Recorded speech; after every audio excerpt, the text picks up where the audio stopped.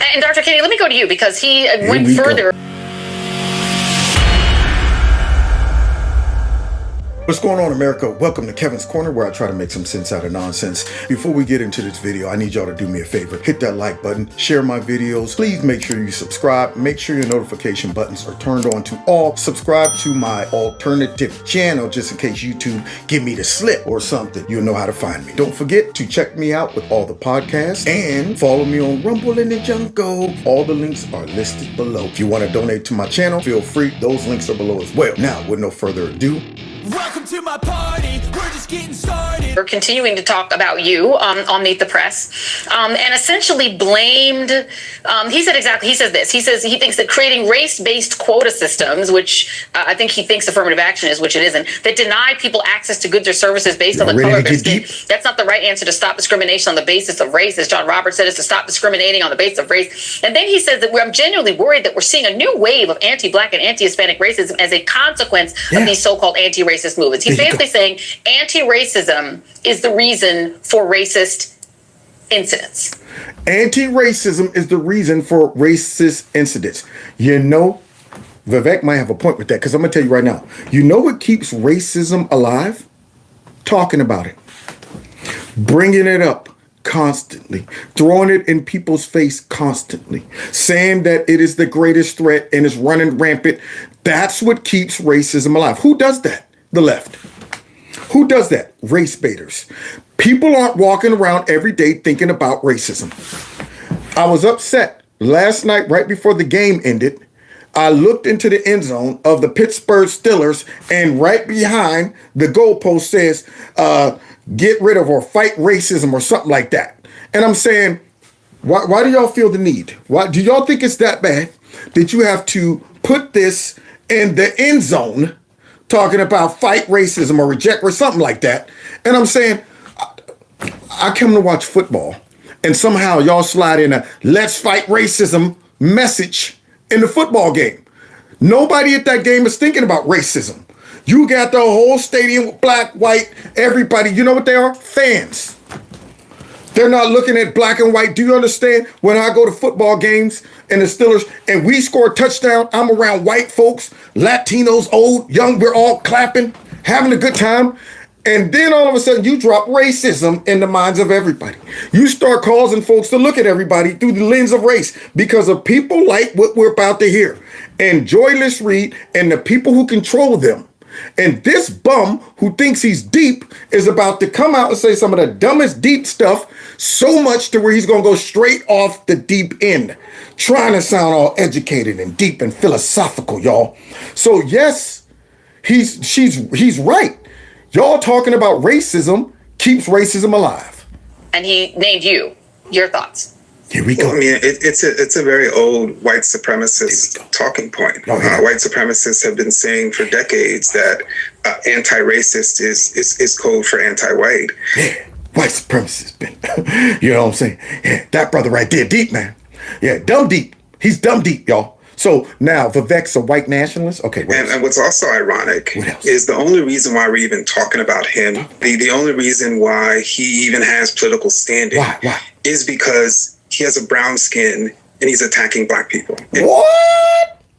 Unlike you, who are selling books and making money, walking around telling white folks that they're racist and there's nothing they can do about it. The only reason you're on that show, you big forehead, none, soul brother, having sellout, big face, soft core, no bass in the voice, having talking lightweight out your nostrils, dude right here. The only reason you're on that show is because you're a black face that white liberals who own that network is using to push this garbage. They ain't go get that sister we just heard from in Chicago talking about we done with the Democrat Party. Why isn't she sitting in that seat? Huh? Yo raggedy butt is sitting in that seat and got the nerve to say the only reason he got a platform is because he's got brown skin and the Democrats are using him to push a message. I mean, the Republicans are using him to push a message. Whereas the irony of this is that every single one of these people that are on this program right here are being used to push a message by white liberals. And that's really his job. That's really his job. It's the job of Republican candidates of color to go out to white Republicans and say, it is your job by white liberal Democrats who propped you up to go out and tell other black folks, don't you be walking around not aware of racism in every corner. Don't you be thinking about voting for the conservative party. Don't you leave that Democrat plantation. Don't you see every person in America as Americans. You got to see it through the lens of white and black. That's his job. The projection is unbelievable through this bum. And he makes money doing this. He makes money going out and talking like this in circles, projecting. This is crazy, man. I would light his tail up. They are not racist, and the real racists are the people who are challenging them. And so he's doing his job. He's feeding their denial, like a servant. Doing his job, feeding as he's doing his job, feeding this message to dumb white liberals that watch that show.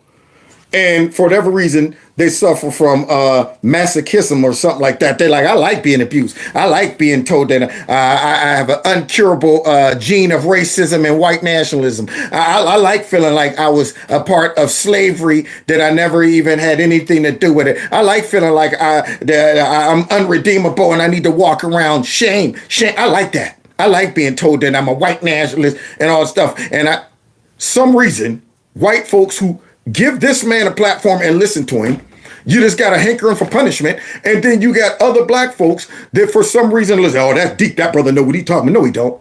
Listen to this garbage right here. I don't think white people worldwide have really reckoned with how much their own personal identity is shaped by constructions of whiteness. There you go. Don't that sound deep? I don't think that. All right, come on, think of something that sounds deep but makes no sense. That white people have really realized the construction, how racism has constructed their perception of the ambiguities that I feel never justifies the prestations of the polarities. Now, as I digress myself a little further and project into the atmospheric situation, therefore the Asiatic black man can confess that underneath all of that, the blackness will shine through the pontification of that. That's what he is. He's one of them dudes from Living Color. That's what he is.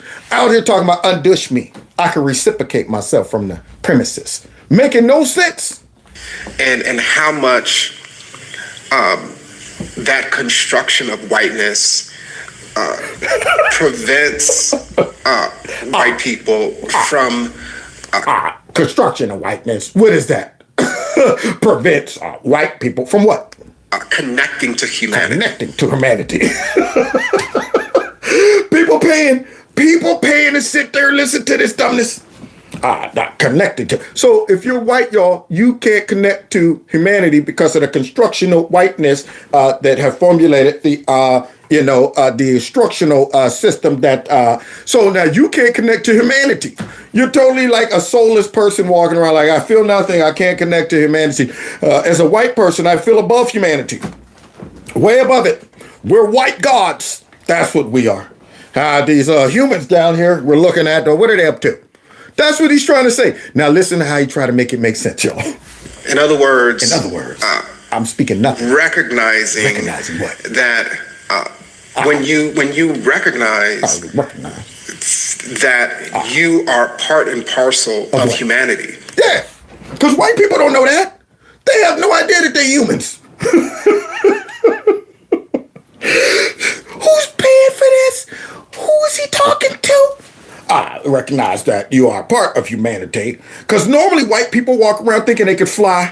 They're invincible. Bullets don't hurt them. They don't have to pay taxes. Nothing affects them. All of these realities of humanity are for the colored folks. That's what that is. Now, here's what's crazy. I'm exposing how dumb this guy sounds, trying to sound deep, but watch what happens after he finished laying this word salad out. In other words, you're not over humanity, right? Yeah, because all white people think they are. Yeah. Yeah, all those people up there, the Appalachian Mountains, all these white folks that are just as poor as a whole heap of black folks still feel that they're above humanity. It allows you to what? Come really be able to connect what? to people who don't look like you. Oh, God. Allows you to connect with people who just making it up as you go. Trying to sound deep. Knowing he got a captive, vulnerable, liberal audience sitting there just going, I'm here to learn how I can become a better white person and I'll connect to people of color. Well, okay, connect how? Connect how? Because see, I don't go in meeting people that aren't black thinking that I want you to connect with me just because I'm a black man.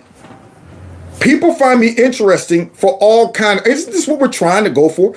People find you interesting, not because you're simply black, but white liberals would go out of their way to prove to black race baiters that they can connect to black people. They overcompensate. Hey, I just want to let you know I feel for you and I stand with you guys in solidarity. What? I'm over here trying to eat my McDonald's and you interrupted me talking about I stand with you for solidarity. And hey, your people have been through a lot and it's not your fault. And that, you know what, slavery, I wish I could take it back. I wish I could take it back, man. Now, to a regular black man like me, I would be looking at that person going, boy, who got to you? Who got to you? In fact, I might take advantage of it. Oh, really? Thank you. Hey, can I have your car because I'm black? Oh, wow. I stand with you, but not that much. I don't stand that far. What do you mean you don't stand that far, you racist? Are you a white nationalist? Yeah, you haven't repented from your sins, you slave owner. Okay, take it. Here's the keys. See, I would just go ahead and just try it, see how far I can go. Let's continue hearing Soul Brother number 1. Who have kinky hair, who have dark skin, and to see yourself in them. See yourself in. I don't want to see myself in others. I want to see myself. And I want them to see me for who I am. Not try to see themselves in me and me see themselves. That's stupid talk. Stupid talk. Yeah. You don't walk around, if I meet a group of Asians, I don't be like, I want to see myself in those Asians. I want to somehow just love mathematics. I know that's a stereotype, but I'm pretty sure they all love mathematics. And I want to be very disciplined. I like the Japanese culture, so I want to see myself in them. Yeah, I want to be very quiet and docile. I don't want that. I love being who I am. And I want to see you for who you are. I want to say, wow, yeah, you're different. Yeah, that's what makes you interesting. Not because you like me. Don't go out and be a white person to go ahead and get dreadlocks. Go out and get your nails dead long like that. Start using ebonics and slang. Yeah, so you can see yourself. Don't do that. Be who you are. That's all, but not according to this guy. Yeah, you got to overkill. You got to prove that you can relate to the black man. And even then, that ain't enough. Whiteness that prevents that. It's whiteness, y'all. Right, and when you're not able to see. Do you understand how racist this is? Do you understand how racist this is? It's whiteness that prevents that.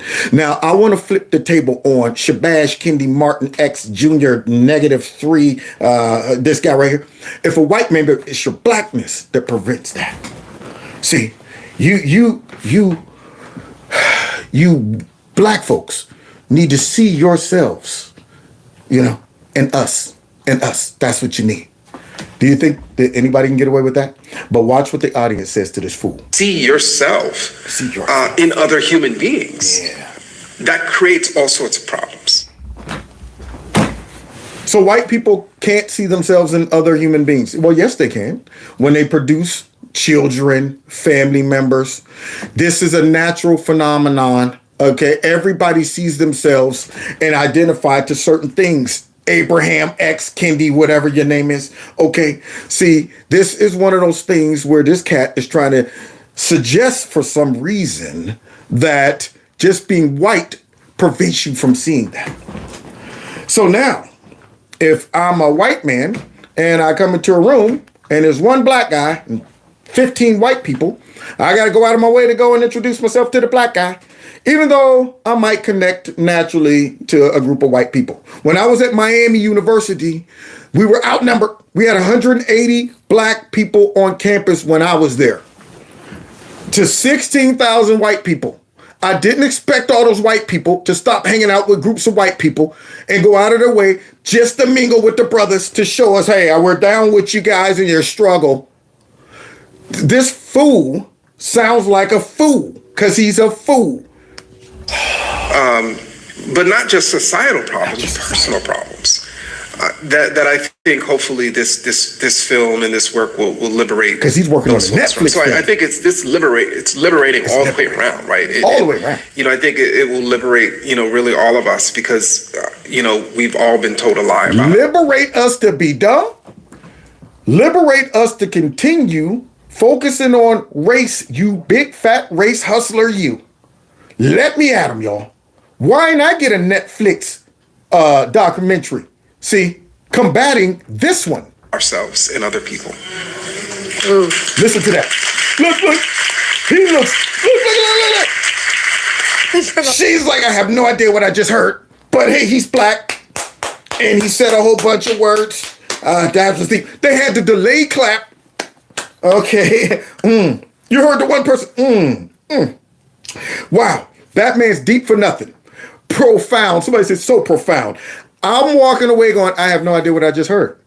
All I just heard was the Asiatic black man and white man, and the construction of the white man keeps you from understanding you are human and can connect to the whiteness of your blackness, which is inside of the black. And it makes us all better if we all just realize that we're humans, and then we can see ourselves and others as the, and go out and watch my Netflix documentary. That's what I just heard from that big fat sellout. He's pimping the system, and he's taking advantage of a serious topic like racism to do it. And he's being promoted and elevated by white liberals. And he's doing this. And I'm saying all you're really doing is throwing complete trash and mud on every real racist victim that came way before you when racism was real. Yeah, I would like to transport this Soul Brother #1 back to 1902 in the South and see him get on stage telling white folks about, you know what, you just being white is the problem. You understand that? And see how long that they would string him up by those fake behind ugly dreadlocks. But now it's becoming vogue, and this dude is making tons of money spreading this garbage and keeping racism fresh in our minds. And that's why I'm here, to combat this garbage. Now, God bless y'all. God bless America. Boy, that guy makes me sick every time I hear him. But he's also funny. And what's funnier is the people who sits back and they applaud that crap. The people who pay to come to the seminars that he, conducts and being there. I have no idea what I just heard or what he said, but somehow I got to pretend it was deep. And then also I got to recognize that I'm a horrible person if I'm white. Yeah. Excuse me, Abraham X Shabash Martin. Could you flog me before you leave? I just want you to whip me for a second so I'll feel better about, my whiteness. This is unreal. But this is the world we live in. And we have to constantly combat this crap because they are injecting it into our society like never before. And if somebody don't combat it, it's going to spread. And we'll be looking at some real racism coming back. All because these people who are pretending they're fighting it is injecting it back into our society. And I'm here to expose that garbage.